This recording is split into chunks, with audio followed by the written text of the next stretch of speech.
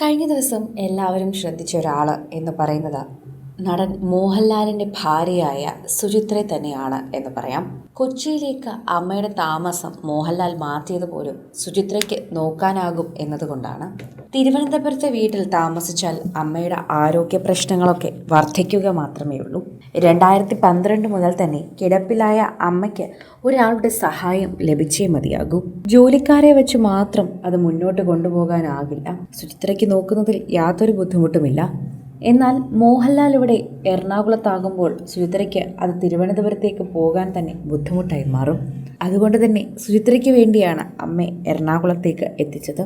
അതുപോലെ മോഹൻലാലിന് ഇടയ്ക്ക് വന്ന് കാണാനും സൗകര്യം എറണാകുളത്തെ എളമക്കരയിലെ വീട്ടിൽ തന്നെയാണ്. അതുകൊണ്ടാണ് അമ്മയെ അങ്ങോട്ടേക്ക് കൊണ്ടുപോയത്. കഴിഞ്ഞ ദിവസം സുചിത്രയുടെ മുഖത്തെ വിഷമം കാണുമ്പോൾ തന്നെ എല്ലാവർക്കും മനസ്സിലാകും. അമ്മ എന്ന രീതിയിൽ തന്നെയാണ് സുചിത്ര ഇത്രയും നാളും ശാന്തകുമാരി അമ്മയെ നോക്കിയിരുന്നത്.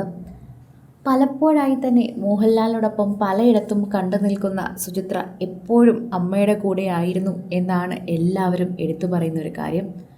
നിങ്ങൾ കാണുന്ന സുചിത്ര വിവാഹങ്ങളൊക്കെ പങ്കെടുത്ത് അവരെ കൂടെ നിൽക്കുകയായിരിക്കും നിങ്ങൾ കാണുന്നത്.